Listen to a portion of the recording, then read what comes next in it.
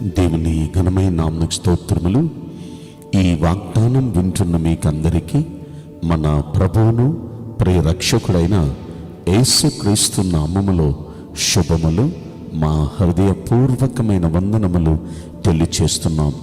ఈరోజు దేవుని వాగ్దానం యెషయా గ్రంథం 60వ అధ్యాయము 20వ వచనం.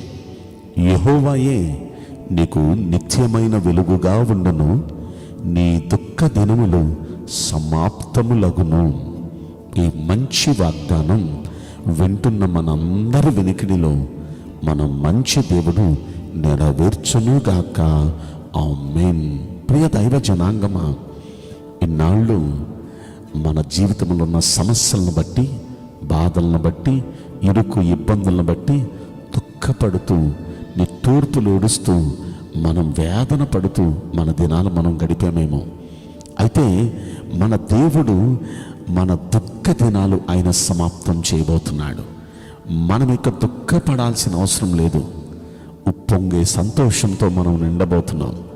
యెహోవాయే మనకు నిత్యమైన వెలుగుగా ఉండబోతున్నాడు.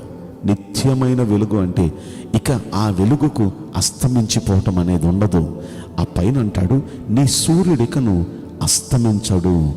అంటే మామూలుగా ఉన్న సూర్యుడికైతే ఉదయం వచ్చింది కానీ సాయంత్రం అస్తమించిపోతుంది. కానీ మన నీతి సూర్యుడు మన జీవితంలో మనకు నిత్యమైన వెలుగుగా ఉండబోతున్నాడు. ఇక అస్తమించిపోవటం అనేది ఉండదు. అంటే ఇక డౌన్ఫాల్ ఉండదు.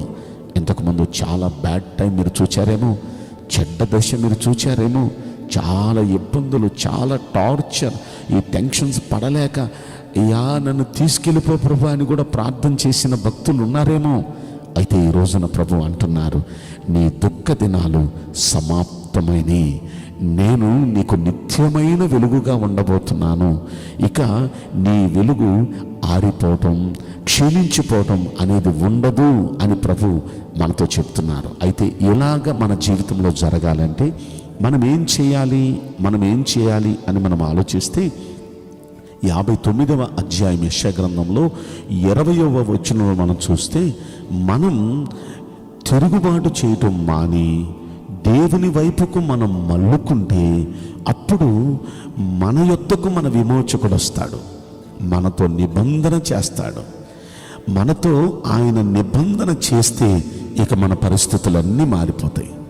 మన దేవుడు, మన విమోచకుడు, విమోచించేవాడు. ఈ కష్టాల నుండి, బాధల నుండి, సమస్యల నుండి మనల్ని విమోచించగలిగిన మన దేవుడు మన యొద్దకు వచ్చి మనల్ని ఆయన రక్షించాలంటే, విమోచించాలంటే, మనతో నిబంధన చేయాలంటే మనం చేయాల్సిన పని, మనం ఆ తిరుగుబాటు నుండి ఆయన వైపుకు మళ్ళుకోవాలి.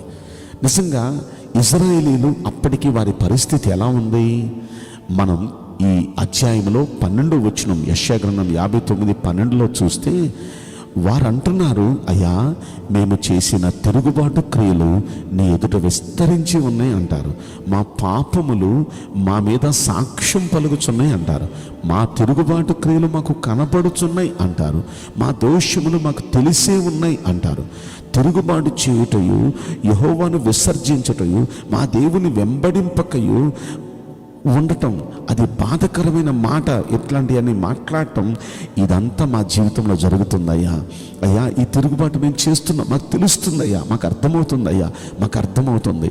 ఈ రోజున మనం ఒక్కసారి మనస్సు పెట్టి, మనం ఎన్నేళ్ళు దేవుడి విషయంలో, భక్తి విషయంలో మనం ఎలా ఉన్నాం, గుడికొచ్చే విషయంలో, దేవునికి ప్రతిరోజు మన ఇంట్లో భక్తి చేసే విషయంలో, మనం దేవుణ్ణి సేవించే విషయంలో మనం ఎలా ఉన్నాం? దేవునికి ఒకవేళ విరుద్ధమైన మనం చేస్తూ, దేవునికే వ్యతిరేకంగా మనం ఒకవేళ నడుస్తున్నామేమో. ఆయన ఏమంటున్నారు మొదటి వచనంలో తెలుసా? రక్షింపనేరకు ఉన్నట్లు యెహోవా హస్తం కొరచ కాలేదు, విననేరకు ఉన్నట్లు ఆయన చెవులు మందం కాలేదు. అయితే మీ దోషాలే మీకు దేవునికి అడ్డమైపోతున్నాయి. మీ పాపాలు మీ ముఖాన్ని ఆయనకి మరుగుపరుస్తున్నాయి. కానుక ఆయన జవాబు ఇవ్వట్లేదు. ఇన్నేళ్ళు ప్రార్థనకు జవాబు రాకపోవటానికి గల కారణం మన పాపాలు, మన దోషాలు, మన దేవునికి అవి కనబడుతున్నాయి. అవే అడ్డుపడిపోతున్నాయి. దేవుడు మనల్ని రక్షించకుండా, దేవుడు మనల్ని ఆదుకోకుండా, మన యొద్దకు రావాలని దేవునికున్న అవే కనిపిస్తున్నాయి ఆయనకి. కనుక ఈ రోజున అవన్నీ మనం వదులుకోవాలి. అవన్నీ మనం మానుకొని మన దేవుని వైపుకు మనం తిరగగలిగితే, యెషయా గ్రంథం 60వ అధ్యాయం 1వ వచనంలో అంటాడు, నీకు వెలుగు వచ్చింది అంటాడు. లెమ్ము తేజరిల్లుము, యెహోవా మహిమ నీ మీద ఉదయించెను అంటాడు. అంటే దేవుని మహిమ మన మీద ఉదయింప చేస్తాడు, మనకి వెలుగొస్తుంది. ఇక మనం లేచి తేజరిల్లటమే. అలాంటి కార్యాలు దేవుడు చేస్తాడు.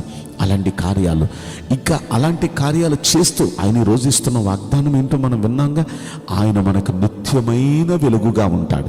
ఇక మనం ఆ దుఃఖపడే దినాలు మర్చిపోవచ్చు. ఇక ఆ దుఃఖ దినాలు ఇక సమాప్తమైపోయినాయి, కంప్లీట్ అయిపోయినాయి.